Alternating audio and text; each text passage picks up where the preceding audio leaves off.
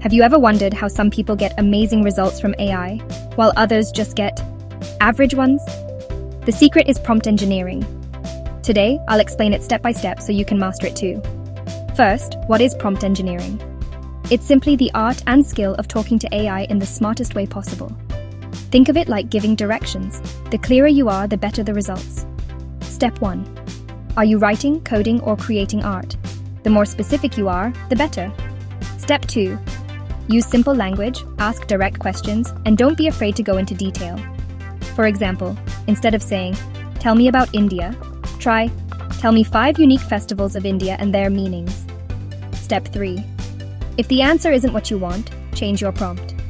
Change some words, add details, or break your request into smaller parts. Remember, practice makes perfect. Step 4. Search online for prompt libraries and communities. See what works for others, and make it your own. And finally, prompt engineering is about exploring, learning, and improving. The more you practice, the closer you'll get to AI magic. So, are you ready to level up your AI game?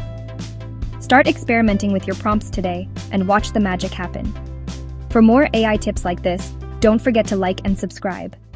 Happy prompting!